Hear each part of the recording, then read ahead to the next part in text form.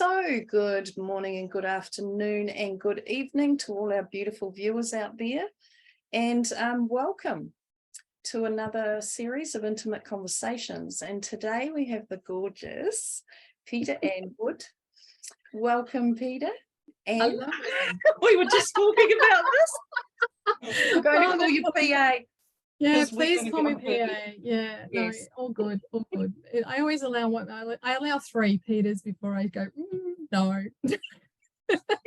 Yeah. So welcome. It's so nice. I've been really looking forward to having this chat with you and getting to know you a wee bit more. Ditto. Thank you very much for inviting me. It's fabulous. I'm very excited to be talking to you and chatting with all your viewers, well, in a roundabout way. Yeah, beautiful. Awesome. I'll just read your introduction here and introduce you to the viewers. Thank you. So, Peta-Ann Wood, as well as being a retired communications specialist, having spent 30 plus years in the media, PR and communication industry, Peta-Ann is also a breast cancer thriver and had a bilateral mastectomy in her mid-40s as part of her treatment. Growing up with extra large breasts, Peta-Ann decided to elegantly rebel against society's version of normal after her mastectomy. I love that. She's chosen to stay flat, meaning no prosthesis and no reconstruction and very concave ribs. This decision came after much soul searching, trial and error, and discovering the really odd things that may occur to your mind, body, and soul after having a bilateral mastectomy. Throughout the odyssey, she also discovered she didn't need to find herself or a new normal. She just needed reminding of how to celebrate her uniqueness. And celebrating her uniqueness and elegantly rebelling led Peta-Ann to publishing her first book, What Happens When They Don't Grow Back? The Upside Down View of Life After a Bilateral Mastectomy. Peta-Ann has a long-held passion for all things woo-woo. From about 17, she started her love affair with reading cards, even made her first set of personal oracle cards when she was 19. Peta-Ann was also drawn to the energy of very shiny rocks, meaning crystals, from an early age too. It's been through writing that Peta-Ann reignited her main passion in life. Her main passion in life to assist people in rediscovering their authentic self and realizing the answers are always within them, buried most of the time, but still there.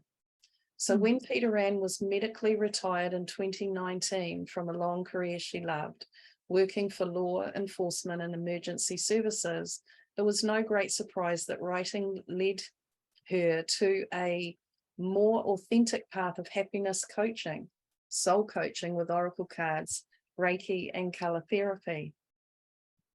With her book now published and her coaching services coming online too, Peta-Ann is over the moon about the next stage of her adventure to assist like-minded souls rediscover their uniqueness and celebrate all that they are and all that they can be.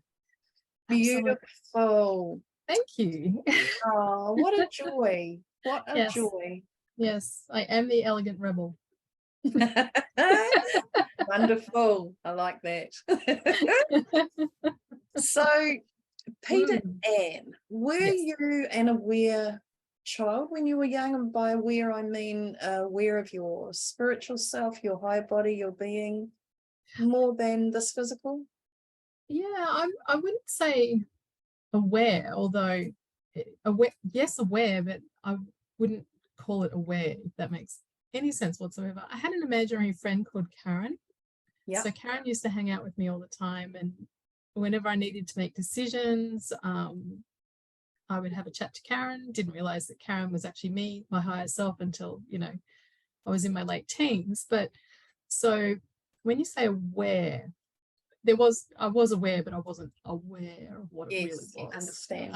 So, I was the loner in the corner, happy as all Larry, but just didn't need other people to you know, be around all the time. And in fact, being around a lot of people used to cause me to what was referred to as hedgehogging, you know, doing this, running away, hiding, because it was just, and what I know now was energetically too, it was too much. So yeah, I suppose you could say I was aware, just didn't know the right terms for it when I was, you know, 9 and 10. This is I'm talking primary school, so I was grade 2, 3 when Karen came along, so I was about 7 or 8. So yeah, and it just stemmed from there. And did you, like, in your teens, did you find like you were more connected then, finding sort of more synchronicities maybe, or whatever might have been happening? I only hung out with people that I felt connected to, whether that would, like, they had to feel like a sister. I don't have sisters, so if someone felt like a sister, then I would naturally be drawn to them. So for me, that's an energetic connection. And one of them, we were born 3 days apart. We had the same middle name. Our handwriting looked the same. It was just, you know, our older brothers were in this same age, and they used to, when we'd all hang out together, we wouldn't need to finish each other's sentences, or we wouldn't finish each other's sentences, I should say. We didn't have to finish our own sentences. We would just knew exactly what we were talking about. And she moved, you know, she's lived 300k away for the last, since 16, so that's a very long time, maybe. When I think about it, sometimes just how far away or long ago it was. Yeah, exactly. Sorry, I'm just going, oh my gosh.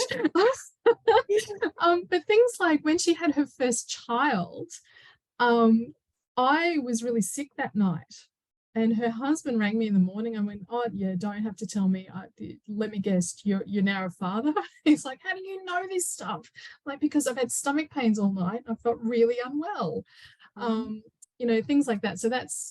And we were besties from grade 5, so about 10. So yeah, so it did, again, I was aware that it was something different, but I didn't know the names of it until my late teens, when I started to, you know, really look into, you know, paganism and all the various you know, Buddhism and all the different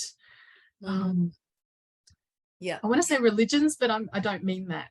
I'm just, they are, but they're not in my world. The different theories, there we go, we'll go with theories and ideologies.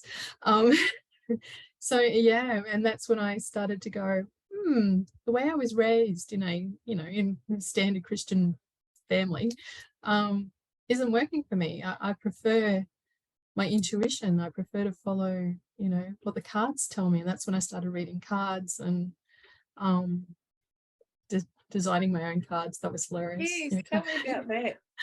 I read somewhere in one of those really, really, really, you know, highbrow magazines, Cosmo, Cleo, Dolly, something like that, that you could get Dolly. that you could make your own cards. And I'm like, okay, fine, I can do that. So yeah, it was just literally cutting up magazines, because, you know, we're talking early 80s, mid 80s. And just cutting up magazines of pictures, came up with words, wrote them on the cards, and then finding pictures that resonated with those words for me. They weren't fit to be used for anyone else. It was purely for me. Right. And just sticking them together. And then every time I had my brain was going, I don't know what to do, I would shuffle them and go, oh, okay, cool. And that's what I would follow. So yeah, it was really simplistic and very 8-ball, yes, no style. But it worked for me. And and then I went on to, you know, I'm just looking at all my cards over here going, oh, you collect them, I think, is what people might say. It's cool. Between tarot and mind you, when we do tarot, I'm not a Rider-Waite tarot. I find them a little too in your face. My younger brother's a tarot reader as well, and he's very hermeticism and you know, following the appropriate tarot way. Whereas me, I'm more the angel tarot, the softness, you know, the instead of the people falling out of the tower and fire and brim and, you know, dying, let's just have a tower that's, you know, softly falling into the sand, you know. Yeah. And they are gorgeous, angels. Yeah. So yeah, angel tarot are my favored tarot. But oracle cards are my thing. For me, they don't have as many boundaries, and I'm not very good with boundaries. I'm really good with personal boundaries, but I'm just not good with someone telling me this is the meaning of something. You have to follow this meaning. It's like, but I don't want to. I want to rebel. I want to be elegantly rebelling against that. Thank you. So so that's why I prefer my oracle cards. So cool.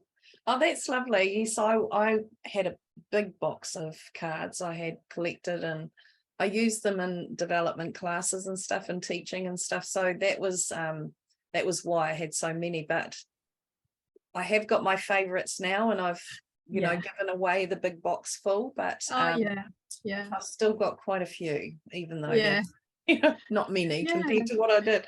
But they are lovely things. I love and cards. I think cards like crystals, because I use them for my teaching as well. So I have my 2 sets which I use for readings. You know, I do there's 3 actually. I do a how card, a what card, and a color card. So there's a specific color set, there's a specific set for the what, there's a specific set for the how.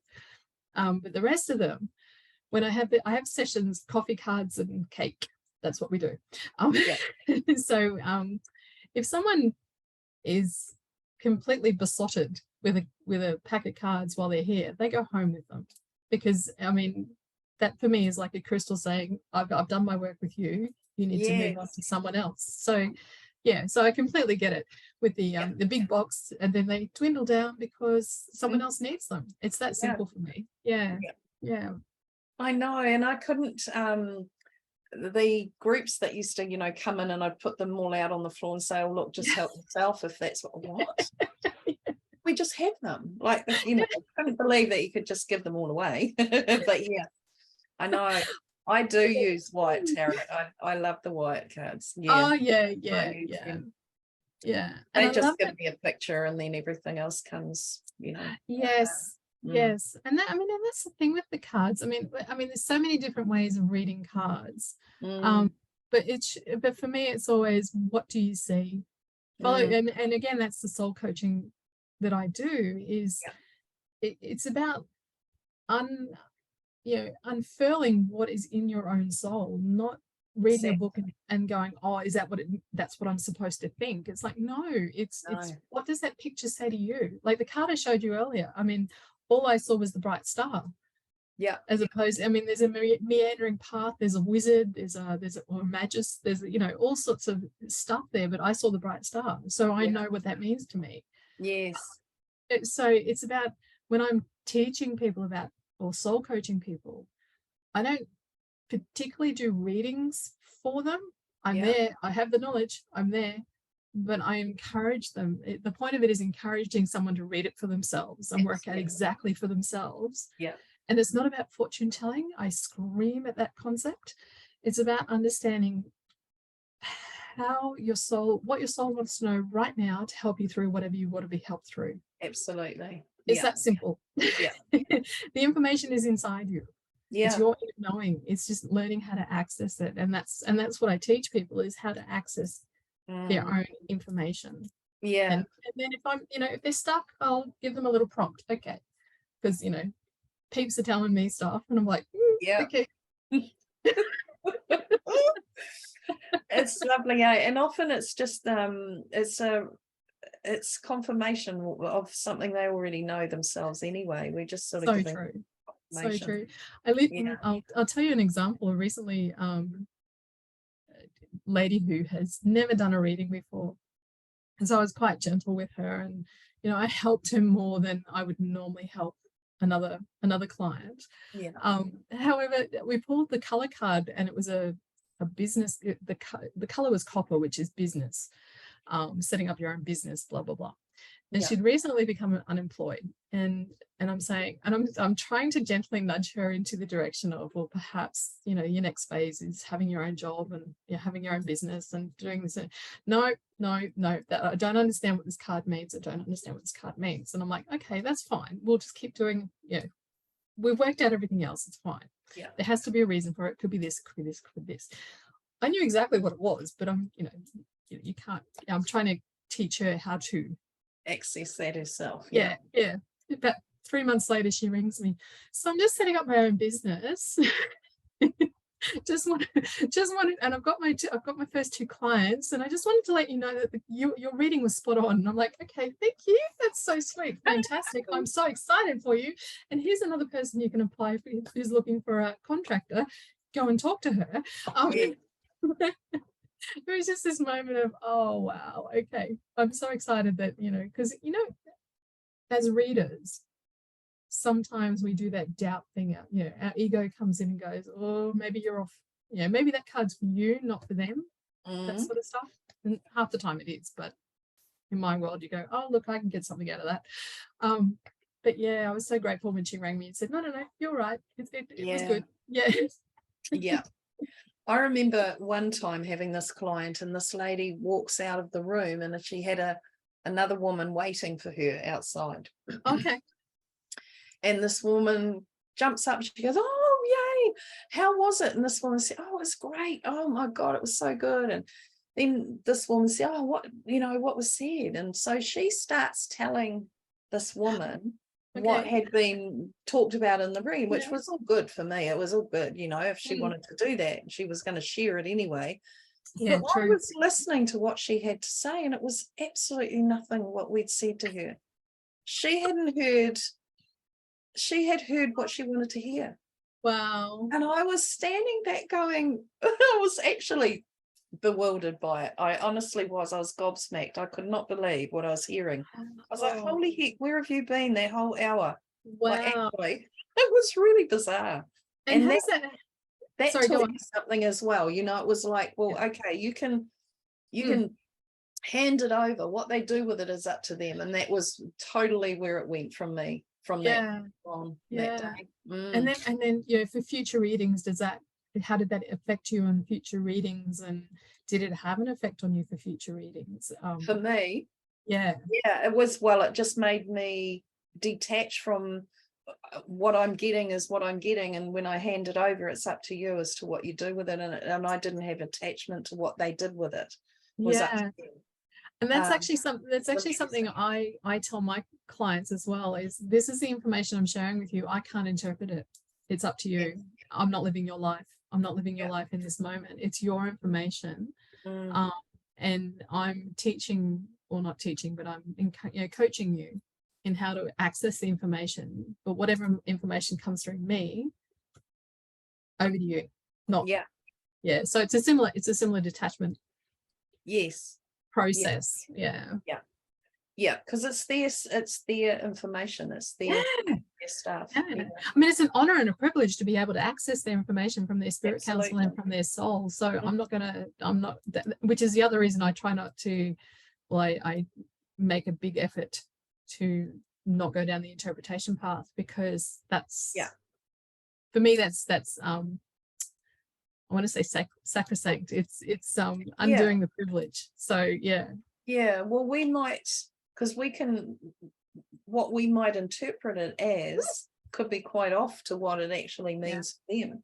So we could be leading them off into a whole different place. Absolutely. Recently had that happen to me personally. Someone during I'm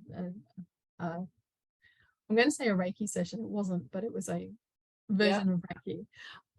She gave me some information, and of course I'm incredibly open, and she's like, she's telling her people that she didn't want to tell me what they were telling her, and I'm like, just say whatever they're saying, it's up to me to decide what the information was. But she put her lens on it, and I'm just like, no, and it took me a good 2 days to unpack. Okay, how does that? No, it's just no. lots of readings, like, and it was she was telling me that someone was playing me, and I'm like, no, and then I'm like, is that my ego getting in? Am I, hold on, am I missing something? Yeah, wow. Yeah, Sends you down some absolutely. tracks. Yeah. And it pays to check them out, eh? Mm. Yeah, and it also reminded me as a reader to be very mindful of how we share information and what information and how someone can take information, and not to put your lens on the information, because you know that you don't know. Yes. You don't know how much damage you could be doing if you don't, you know. Yeah. Yeah. Exactly. Does that make sense? Yeah. Yeah, absolutely. I know it can be a little dodgy sometimes, definitely, in the way that somebody might take it and interpret it. And yeah, I've had that happen once actually, where it started this whole ugly sort of can of worms, and it was like, that actually wasn't what this was all about. This wasn't what we were saying, you know. But yeah, couldn't get it across. But anyway, that's, again, it's their stuff. What they do with it is up to them. And again, that's a lesson in itself. So totally, absolutely, it is. There's never great stuff. And it's always fun, you know. It's always fun, I feel. Yeah. Lots of good stuff. Absolutely. So PA, tell us about your journey with cancer and how all that went for you. Well, it was a big intuition thing, actually. Just as simple as that. I didn't have a lump. I didn't have the standard signs of breast cancer. I had bleeding from my nipple, which apparently in medical terms is interesting. And interesting isn't a good term in medical terms, I found out. I wasn't aware of how bad the word interesting meant, what it meant in medical terms, until my breast surgeon's going, no, you're interesting and you're too young to be interesting. I'm like, I don't, what? Excuse me. So because of well, it was a little bit of a roundabout journey to even get to my breast surgeon, because my GP sort of went, no, there's nothing wrong, you've got a skin disorder. My naturopath is going, no, because she's very connected as well, and she's like, no, I'm not sensing that it's a skin disorder. It's definitely, get yourself to a breast surgeon now. So I've gone, okay, I've had a chat to my pendulum, and my pendulum said, yep, get your act together.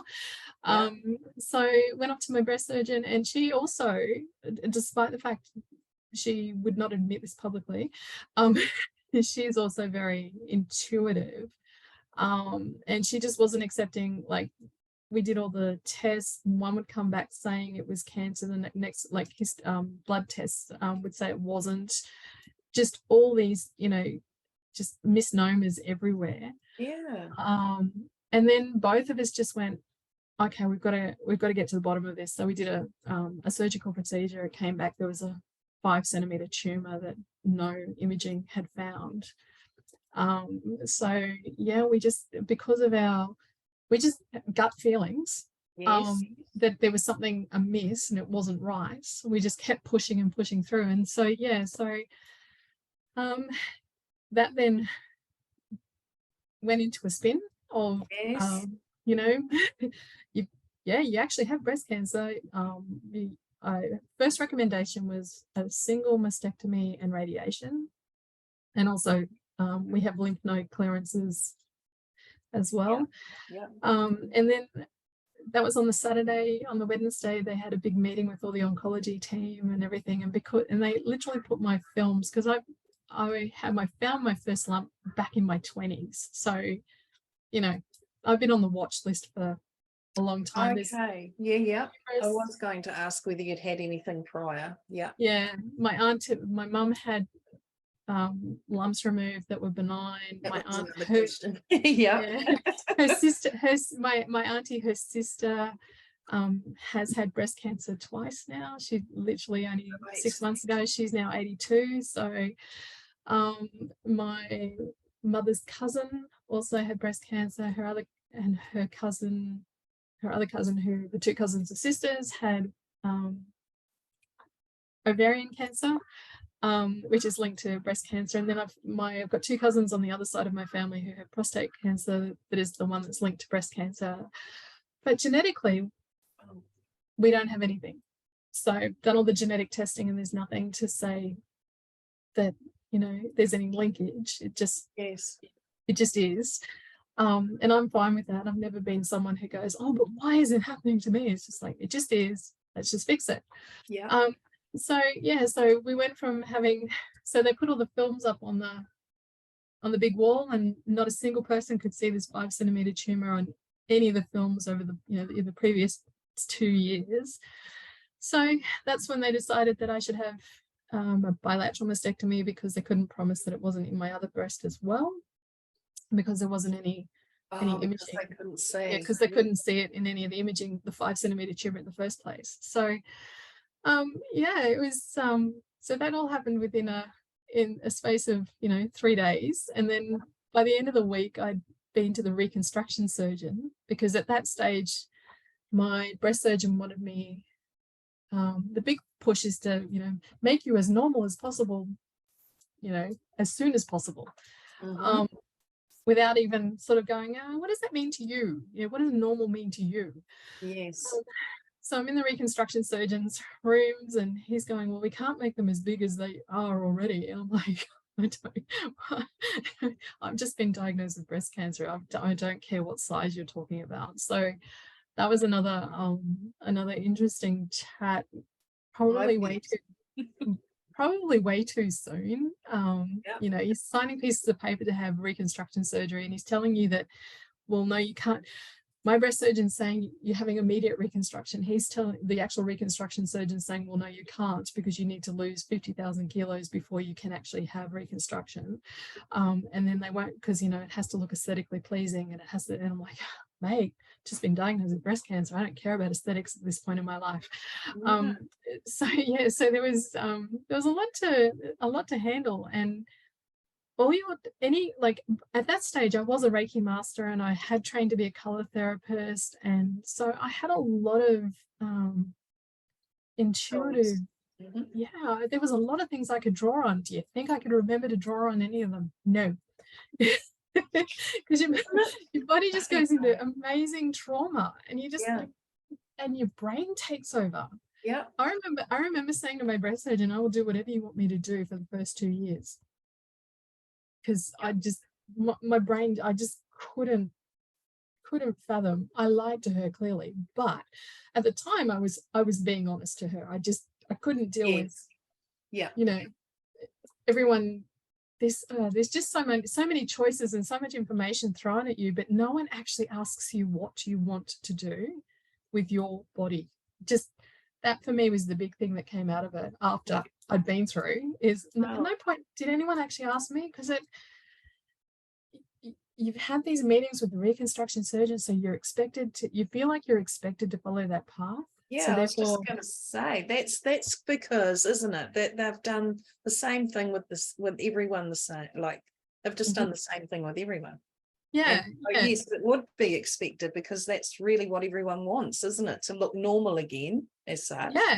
Yeah, exactly. But that's, whose version of normal is that? That's society telling me that I need to have breasts to be a female. Why? Why do I?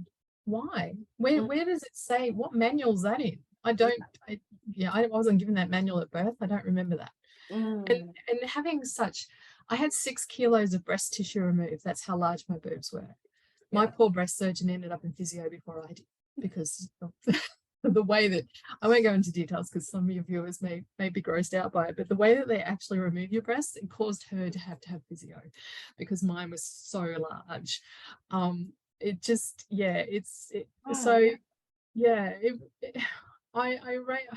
Facebook reminded me the other day of a bless Facebook, of a memory that came up. Yeah, a meme that I posted 10 years ago. So in 2013, I posted this little meme that said, I'm so grateful for my large breasts, because I don't have to make eye contact.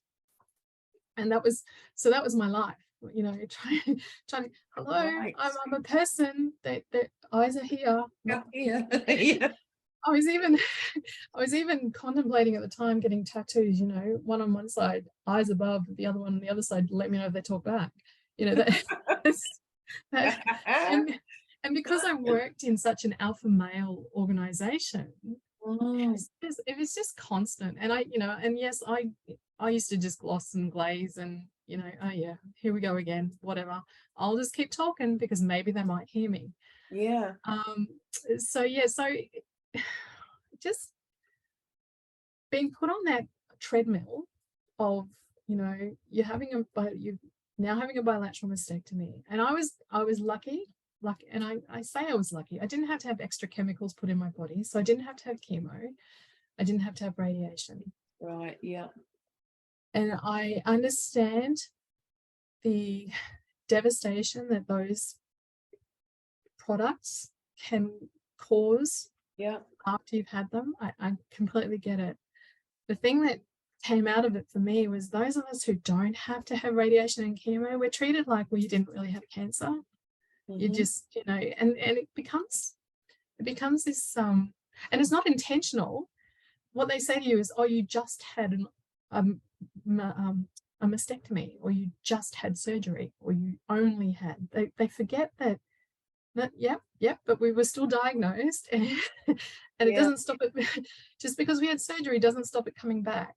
You know, it's and for some of us, there's a thing called post-mastectomy pain syndrome, which 65% of us end up with from having a mastectomy, where an upper body morbidity, where you can't actually do a lot of movement anymore because of your scars, and you know, and my scars attached to my ribs, so my ribs pop whenever they want to, and I have to have them manually put back in, and so I mean, but I didn't have chemo, but I have that for the rest of my life that you can't fix, you know. So that was another reason I wrote the book, was, you know, visibility for those of us who don't meet the media driven profile of someone who's had breast cancer. Wow. Scarf wrapped around your head. Yeah. Yeah. I didn't, I'm don't get me wrong, 100% grateful because I know that my body does not like chemicals. So I'm 100% grateful. And my heart goes out to anyone who's ever had to have chemo or radiation. And, you know, my auntie's just had to have, at 82, she's just had to have another round of radiation in a new way. Yeah. So I'm really aware of what it does to you, but I think people forget that there's the rest of us actually are living and breathing the cancer diagnosis as well, irrespective of what our treatment regime was. Yes. So yeah, so so it's the main things for me throughout the whole treatment and diagnosis was that the invisibility, people forgetting to ask you, what is it you want to do with your body? Because here's a clue, it's your body. Yes. It's not society's body. It's not, you know, someone telling me how I need to feel normal. You didn't ask me. Don't tell me how I need to feel. And I know that I've, you know, like 1,000 other people, not very good at being told what to do, never have been. So not going to change at 53. And it's just listening. For me, I ended up having, and you've got people telling you need to lose weight, you need to do this, you need to do that, you know, you can't have reconstruction until, you can't have this until, you can't have this until. And it's just like, okay, stop. I just want to be me. And I ended up speaking to a lady who runs a support group for people who have reconstruction. And she, which is an amazing group, amazing. And if people are having reconstruction, go for it. Definitely talk to these ladies. And she kept saying, I just needed to feel normal. Breasts make me feel normal. And during that conversation, all I could think of is I hated my breasts.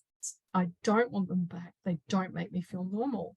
And that's when my intuition started to really come back and guide me a little better. And it was like, okay, start there. And I went and had a chat to my breast care nurse, and she said, look, most women who have larger breasts end up staying flat, they don't get reconstruction. Oh, And I'm just like, oh, why didn't you tell me that? What I've been yeah. I've been doing my own head in for the last 6 months, trying to work out ways to tell you I don't want to have reconstruction, and now you're telling me that, well, that's actually normal. I'm like, hold on. That's great. So yeah, so that's actually when I decided that I wasn't going to have reconstruction, and that I wasn't. And then I was at I used to manage a football team a very long time ago, and I went to have my prosthesis on, and I went to the football team, and all I could think of is everyone notices how small my boobs are because my breasts were so huge, and it freaked me out. I had to leave. I'm like, no, I'm not wearing. It's either nothing or they're reconstructed, and it was like, I'm not getting reconstruction, so I'm not. That's it. I'm staying flat. Right. Yeah. Just Yeah. end off. So that's that's I was going to say or ask you, yes. had you thought about just getting smaller size to what you usually would have been, and feeling comfortable with that size? But no. No. It just for me it's more about being me now. Mm-hmm. And I think I come from a unique point of view where I had incredibly large breasts and now I have no breasts. Yeah. And for me, it's just that's having no breasts is given the freedom to just be me, because I'm not worried about people talking to my breasts anymore. I'm not worried about people noticing. Like my younger brother said, your breasts used to arrive and then you would arrive 5 minutes later. So, things like, I don't have to worry about that. I can wear clothes that sit off my shoulders. Yes. Because I don't have to wear bras anymore either, which is very exciting. That's advantage to it. Yeah, there's there's a whole thing, you don't get the toast crumbs down your top when you're eating toasty sandwiches and things like that. But anyway, so for me, after a lot of there was a lot of meditating, there was a lot of crystal asking, there was a lot of my pendulum got worked out so often, and poor thing, I asked the same question, but I try it in different ways, like we all do.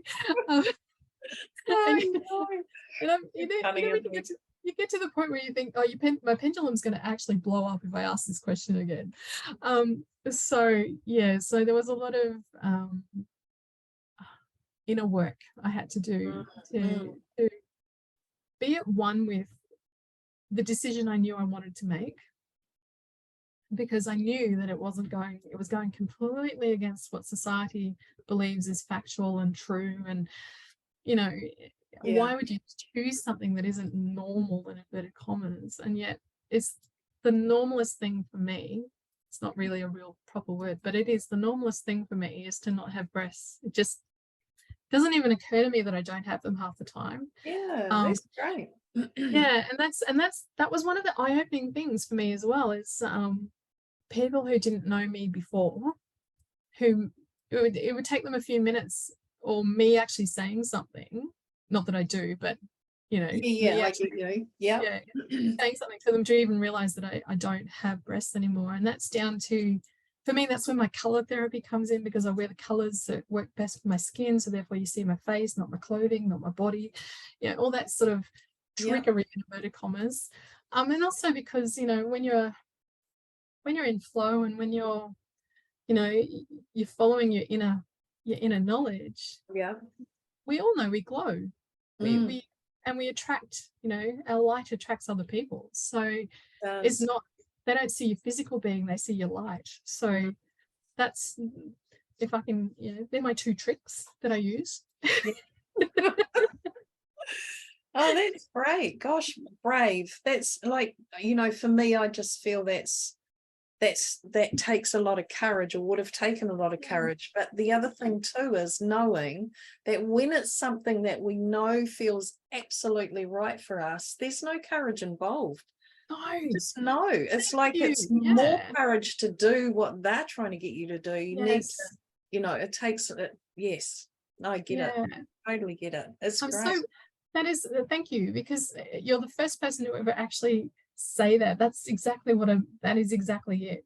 It takes less courage to do what I've done, and yet for other people it seems as though that takes the most courage. Yes. Whereas Yeah. for me to have gone through reconstruction knowing that that is not what my body wanted, and it's not what my, you know, my physical body, my subtle body, none of it wanted that.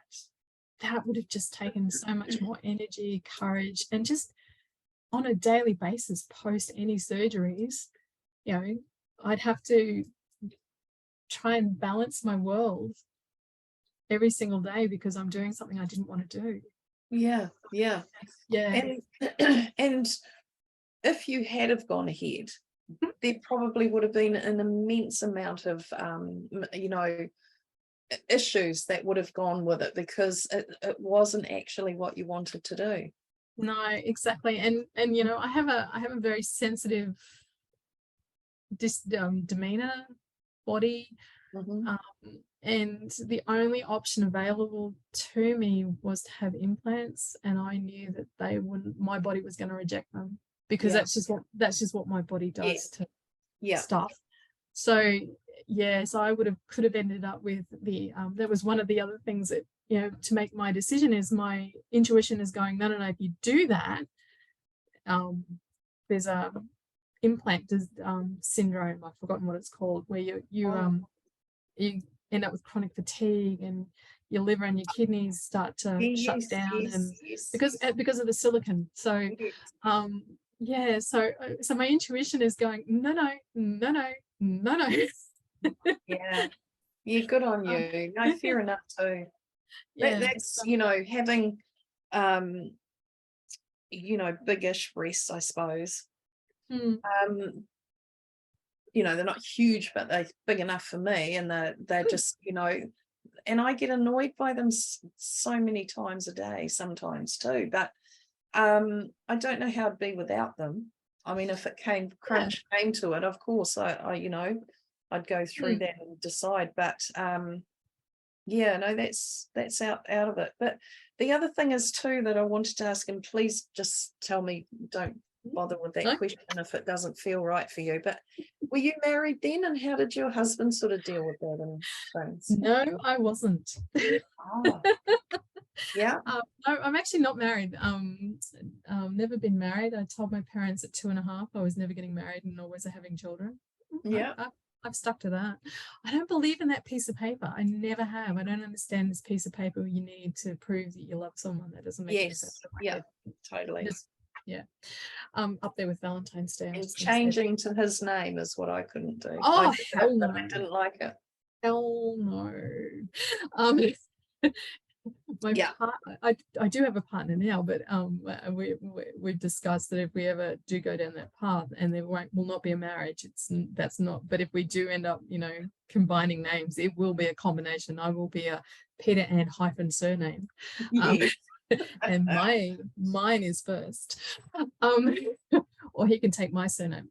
That's the way it'll happen. But no, I was very single at the time. In fact, when I got, just before I was diagnosed, my partner at the time walked out because he was narcissistic, blah blah blah, couldn't deal that I was the center of attention, so he left. Wow. So he left. Well, he left when I was diagnosed. So and you know, at the time it was pretty awful, but I would say so. I firmly believe that that was spirit guiding my situation, because there's no way I could have gotten through everything I got through having to deal with that. Having to deal with his personality and his drama, because he came with a lot of drama. So for me, I've always believed that spirit helped. That was a big thank you, spirit, every day. And I recently caught up with him after I hadn't seen him since 2015. And the drama that has gone on in his life, I was so thankful. So thankful. I'm like, oh wow, okay. I send you love, but I'm just so thankful. So my- meeting my current partner, and that was a huge thing. I literally had told my best friend, who happens to be a male, probably about 2 weeks before I met my current partner, about how that was it, no more. I'm not just no, I'm not dealing with this. I can't do it. How do I tell someone I don't have breasts? I'm not wearing fake boobs and then go, oh look, by the way, they come off. I'm not doing that. Just it's not happening ever again. No. I was living near the water, in a unit block, and my mum used to come down on Tuesdays to do the vacuuming and clean my house. This was probably about, it was just 12 months in, and so my reps were had only just started doing the popping, because I'd had to have, so when they do your first mastectomy, they leave stuff just in case you change your mind about reconstruction. So I had to have a revision surgery to have excess skin removed, and I also had more lump. I had a massive lump under my arm, one of my arms, that they had to check and remove, and it was all fine. But yeah, so I'd had more surgery, so which is why mum was there. And so mum's there, and so we're having work done on the building because our building leaked, and there was a knock on the door, and I was all taped up because I just got back from the physiotherapist, and I've gone to pull the door open, and I've gone, oh, ow, and the voice on the other side of the door just made the simple statement of, I felt that, and I knew he did not mean pain. As soon as he said that, I knew it wasn't pain. And I'd only recently read a book about the tradition of the moon and the tradition of the sun, and the dot over the shoulder for your soulmate and everything. I pulled the door open, and here's this bloody dot sitting over his shoulder, and I'm just like, no way. Really? Yeah. And Wow. comes in, and I'm giggling away and carrying on, completely not I don't respond in that manner normally. And within the 20 minutes he was in the house, he already knew that I, had breast cancer, was a bilateral mastectomy, wasn't getting reconstruction, blah, blah, blah. That was all within the 20 minutes. so the conversation I had 2 weeks before, so funny. My best friend saying, oh, I don't know, how am I going to tell someone, blah, blah, blah, how am I going to, this is crap, I'm done, I'm not having this conversation with any male ever again. It took me 20 minutes and he knew all that. Isn't it funny? And then what happens, when we say no, your higher self's going, oh, yes, and here we go. Yeah, and we literally sent him to knock on your front door. Yes. So everyone who says no one, you've got to go out and find them, they don't knock on your front door. Don't. They do. They really do. And my mother, the funniest thing though is my mother is having this conversation with him as well, and he leaves and she's gone, we know him, don't you? And I'm like, oh, here we go. No, Mum, how do we know him? And she's like, I haven't worked out how we know him yet, but we know him. I'm like, okay, great, fantastic. Thanks, Mum. Had an awareness of that. Yes. My mum is very connected. She is a very literal person, so she would never tell you that she was connected, but she is.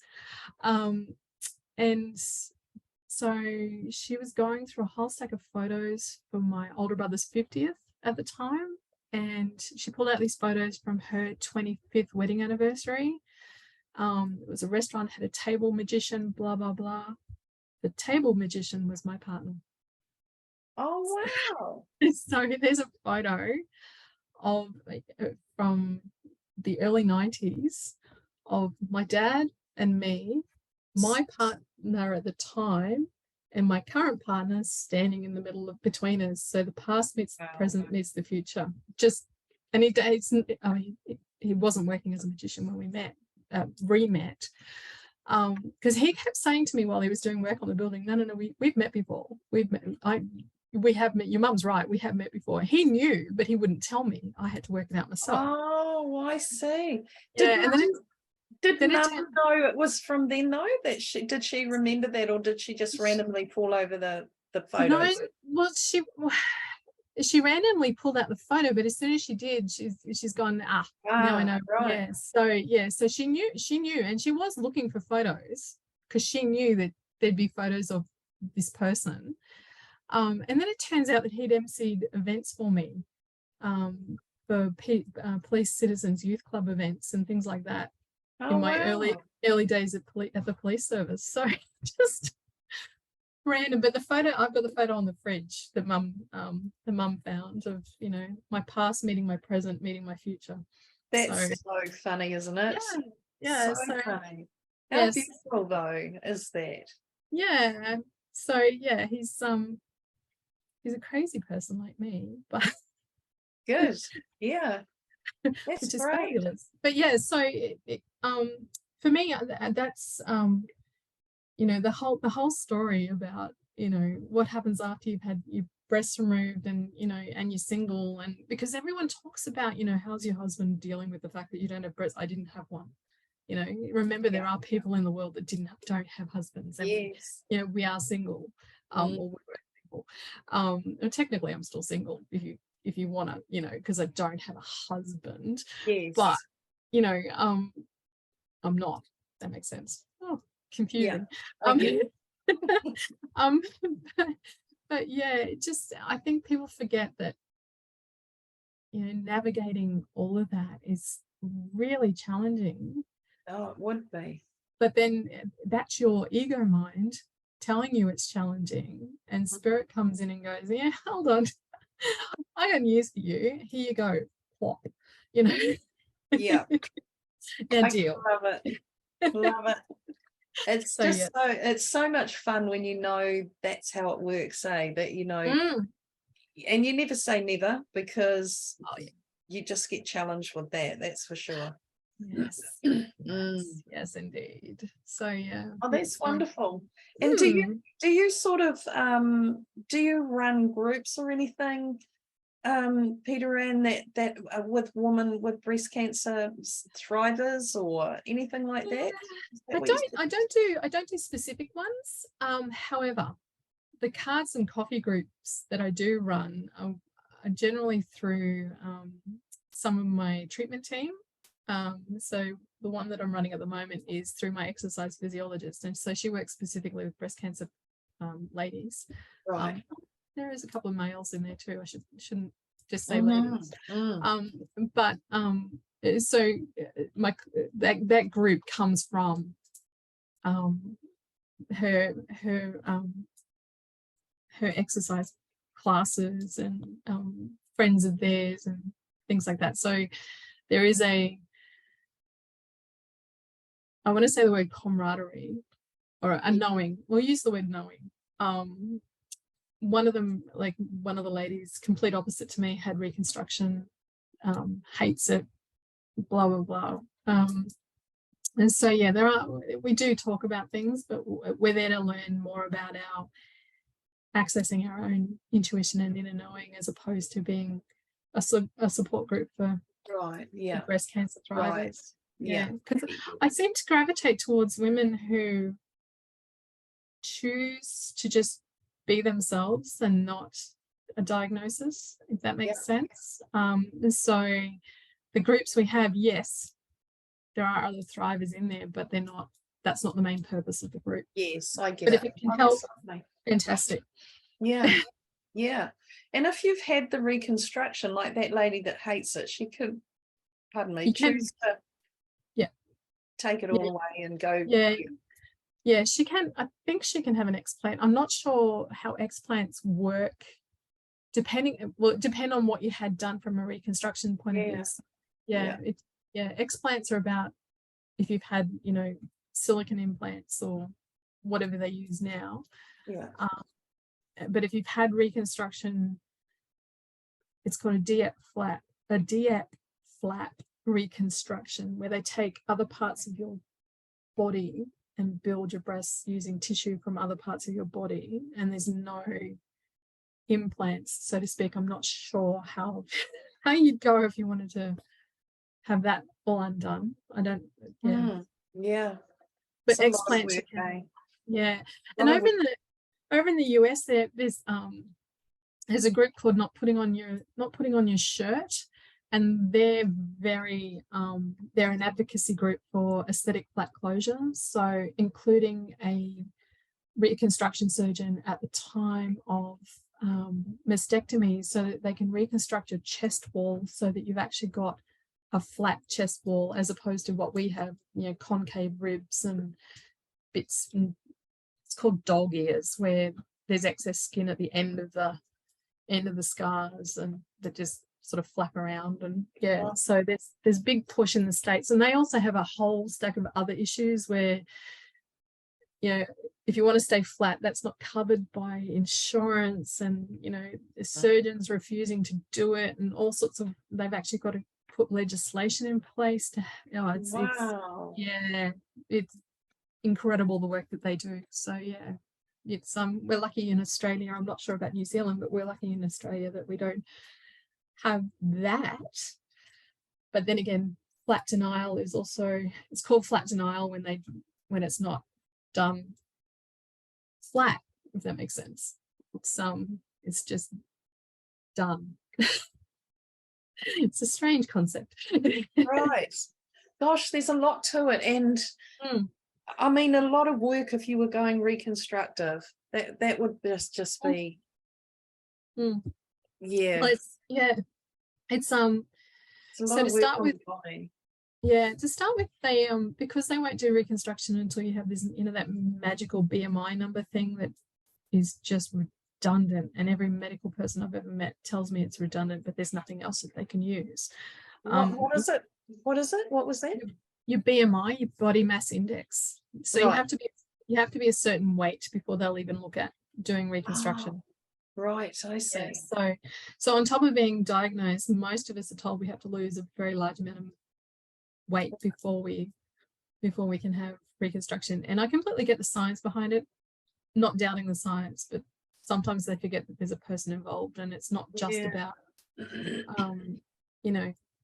it's not just about food and exercise. It's actually about emotion.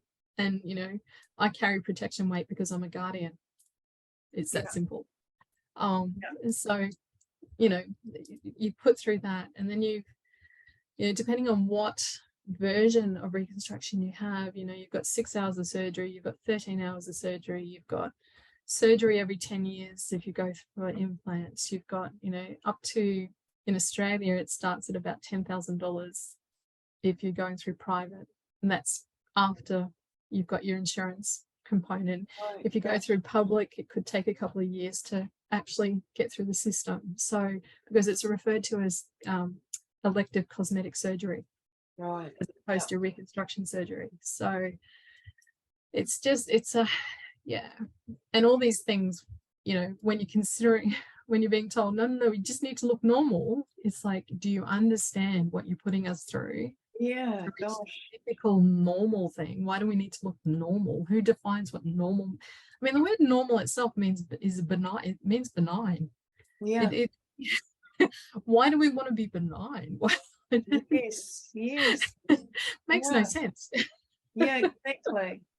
No, I commend you, honestly. I do. I think it was a brave choice because of society. We know what they're all about, So I choose to elegantly rebel. Good on you. I've always been one of them too. And just going back, you're saying about weight, and you're a guardian. Explain that to me, please. There's a thing called epigenetics, which is it's a science, so it's ectomorph, metamorph, body shape and type. Yes. My body shape and type is, I've forgotten which one it is, but it's the one that so I'm a guardian. We're called guardians, so we protect everyone. So the reason we carry weight is because we need to protect people, and if someone's not safe, or we don't think we're the ones that feed the village. We're the one that looks after the village of people, whether so we right, yeah, I get that. Yeah, so and we generally have thick thighs. and quite broad shouldered. I'm almost 6 foot tall as well. So, you know, Right. we're Yeah. we're not little people. Mm. Yeah, because we Yeah, have to guard I'm a and protect. guardian.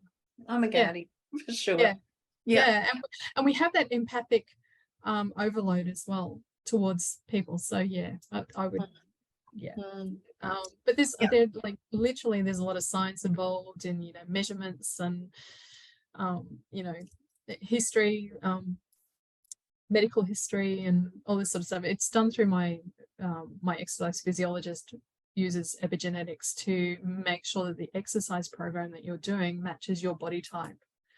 Right. Yeah. So for guardians, exercising in the morning is not as effective as exercising between 3 and 5 o'clock in the afternoon. So yeah. Oh, very cool. Yeah, that's something that I have always done, always been as a protector and energetically with everyone and everything. Yeah. And yeah, I get that, and I've always carried weight and stuff. But yeah, It's about feeling yourself and feeling good for you. yeah, absolutely, it is Yeah. totally.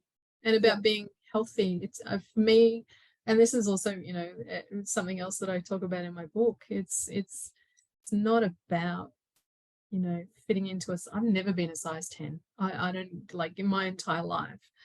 And it's not about that. It's about being healthy. It's about understanding yourself, and it's about knowing yourself in the story and living as authentically as you possibly can, based on those, you know, based on your values, based on everything. It's not about what someone tells you should look like, ever. No, absolutely.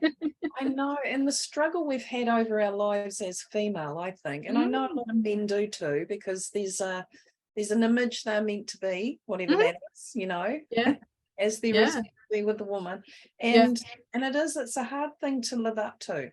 And you know, I mean, all the years I was horrid to myself because I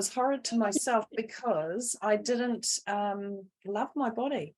I thought it was ugly because that's what society had sort of given me, in a sense, you know, made me believe that this wasn't what was on the magazine pictures and all the rest of it. So therefore I'm not, you know, I'm not normal with what society would class as beautiful or whatever else, you know.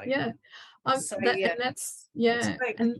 and that's and that was me growing up. You know, I refused to eat in public because I was told that you know, I was always too big, I was too tall, I had my hair was too curly, my feet were too big, my, you know, I was too intelligent, and I would never eat in public because people just automatically judged and told me I was eating too much food. Whereas it's actually the opposite with me. I, you know, stopped eating when I was 16 because I was told I was too big. And you know, you turn your body into a by doing that, you know, your body goes into oh, what is the word? Starvation mode. So therefore you put weight on, you hold on to it. But in the 80s, did I know that? No. So, you know, and then, you know, being told the entire time what you should look like. And that you're not beautiful based on someone in a magazine that's been photoshopped. I mean, all of that contributed to my decision to stay flat, because I had been told my entire life what I was meant to look like, and I never fitted it. And my younger brother told me the fact that you don't fit in is how you fit in. And that was the final straw for me. Was, you know, that's, you can't say it any better. It's just be yourself. That's how you fit in. It doesn't matter about all the periphery and being told, you know. God, I even did catwalk work to try and, you know, see if I could. Really? Back when I was in my very early 20s, and just to, you know, go, no, I can do this. You know, back when they were bringing in plus size, and that just freaks me out, that term. It's like, we're just people, we're not a size. I know. So it's but all of that information and that knowledge and all that, exactly what you were talking about, is 100% how I got to, I'm not doing it anymore. I'm just going to be me. I'm going to follow my intuition. I'm going to follow my inner knowing. I'm going to be my authentic self. because I don't need to please the world. I just don't. It just doesn't have to, I don't have to anymore. No, me. that's such a freedom, isn't it? Such a freedom. It's that I don't care what anyone thinks of me or how they feel about me, anything. It's like, this is just me. If anyone has an issue, they have an issue. And Yeah. it's such a freeing thing, honestly. Yeah, So it freeing. is. It Yeah, is beautiful. 100%. Yeah. Mm. Well, that's absolutely wonderful. I love that you've been that such a courageous soul to walk that path. Honestly, it's amazing.